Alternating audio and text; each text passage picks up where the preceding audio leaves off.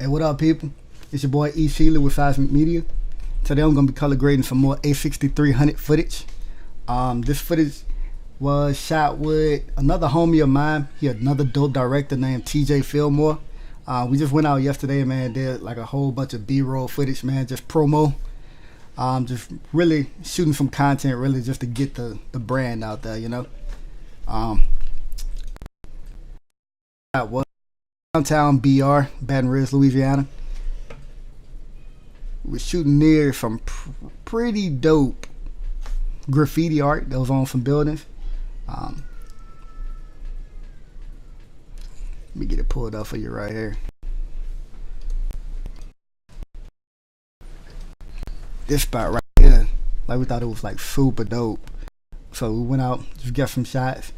Really just some stuff to color grade, some stuff to put out there, stuff to really market with. So for a urban gritty look, first thing I'm gonna do is I'm gonna create in case y'all wondering how I do that, I always hit Alt F. That creates a new serial node. That's my little shortcut. Make it real quick, that way I ain't gotta come up here to nodes, next node, add serial node. You know, it's too many steps. So first thing I'm gonna do on this first node, my exposure.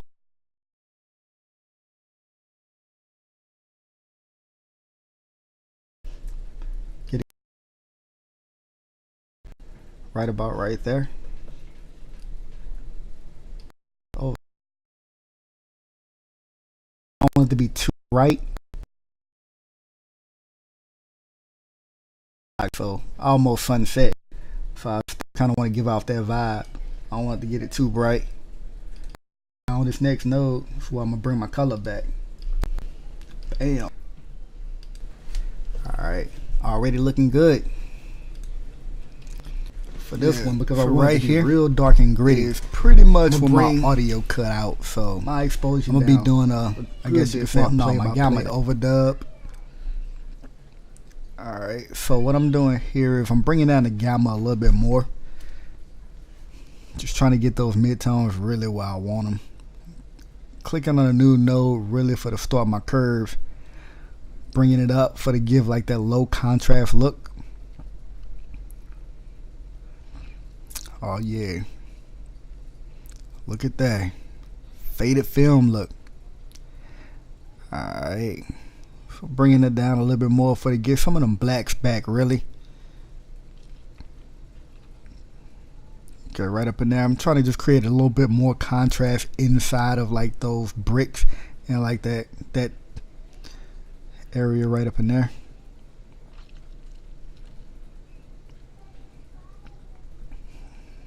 I'm a bit unhappy with like how bright those highlights are in the background, like that sky, but I'm gonna eventually tweak that. As you see, yeah, right there I'm bringing the gain up though, which is pretty counterproductive for what I want to end up with, but you know, bear with me, you know what I'm saying.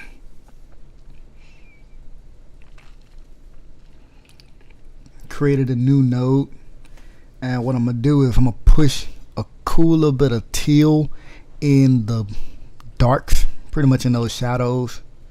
Then I'm gonna push a good little bit of orange in those midtones. I'm gonna try to push some yellow into the highlights, but yeah, it's a little bit too much. So I don't like it, so I'm gonna scale it back. You know, sometimes your boy fumble around.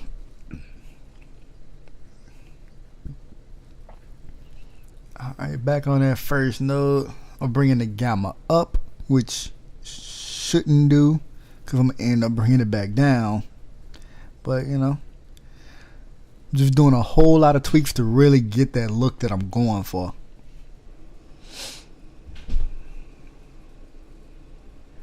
Alright, I'm going to another part of the scene for to just kind of check how my grade looks against, you know, other parts of that scenery. It looks pretty good. Alright, so I'm creating a new node. And what I'm doing with this is pulling them highlights down because it's too bright. It's too bright. Should have been seeing that. But whatever. Yeah, you see that fresh Pelicans hat that boy wearing, huh? Man, so story about that Pelicans hat is my boy gave it to me to wear in the video because he's trying to convert me into a Pelicans fan. I'm from Louisiana, Faraday, Louisiana, born and raised, but I'm a Clippers fan. Alright, okay, right here, it's the before and after. Alright. That's SLOG3, not SLOG2. I've been testing SLOG3 because I'm really trying to really find my balance. And I like SLOG3. I honestly think I'm going to be using SLOG3 a lot more than SLOG2. I know you get some banding issues in the highlights, but honestly, I'm thinking that if you expose for the highlights with SLOG3 and then you pull down inside of the midtones and the blacks, I honestly think that you get a much better picture, almost HDR-ish. It's just so much dynamic range. I mean, we talking about 14 stops of dynamic range inside this little beast of a camera, which is ultimately just the number one reason why I rarely shoot with my Blackmagic production camera nowadays. It's because it's so little dynamic range. It's listed as 12 stops of dynamic range. It's a straight up lie. The line. I'm thinking it's more like 8 stops of dynamic range, but that's neither here or there. Alright, so I'm creating a new node. What I'm going to do is I'm going to add a LUT. I'm going to use my favorite LUT, which is the Captain America Civil War LUT. It makes it really greenish, so what I'm going to do is I'm going to go to keying, and I'm going to key out some of that green. Because with keying, pretty much is you changing the opacity on the node. The node is essentially a layer, and on that node, everything that you've tweaked, everything that you've changed, you kind of scale that back by changing the keying on that node. So, it's another tip that I taught y'all. If you're seeing me cycle between full screen and the regular screen like you're seeing right here, what I'm doing is I'm pressing Shift F. F is in Frank. And that's how I'm able to quickly jump back and forth between full screen and regular screen. Also, I think the audio didn't cut out in the part where I said it, but I press Alt and F as in Sam, and that's how I keep on, that's how I create those nodes so quickly. Man, look at that. It looks so good. Man, it's so dope. And alright, I'm shooting with the Sony A6300, and I got that on a Turbo Ace All Steady 5 Pro gimbal. That's how I'm able to get that smooth footage. I couldn't afford a Ronin, so I got the Turbo Ace used on eBay. Hey, I'm thrifty. Don't fault your boy. My boy TJ Filmore, super dope director, by the way. Like I say, I'm gonna put his info in my description. He came out on this shoot with me, really, man, just to get some B-roll footage, man. He didn't have to. It wasn't a paying gig, but I was like, yo, man, come shoot with your boy, man. I really need some promo footage. But yeah, man, he's a beast though. Man, look at that. And the fact that you're able to still see the detail in the sky while also still not being completely underexposed and completely blacked out, like on his face, is just the wonder of the dynamic range on that Sony A6300. Man, they say it's 14 stops dynamic range. Honestly, man, I feel like it's 15, 16. The shit looks good. I love the camera. I rave on this camera.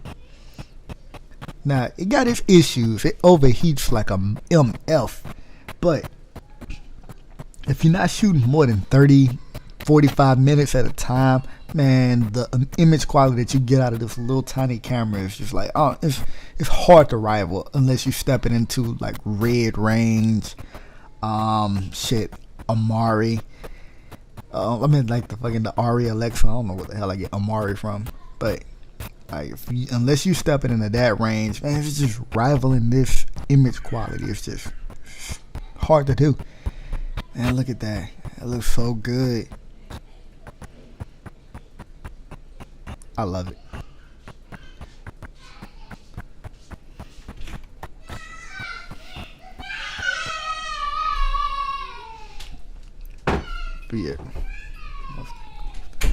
But yeah. right up in here. I paused it so we could stop and, you know, take a look at like that beautiful color grade. I'm gonna do a couple more before and afters.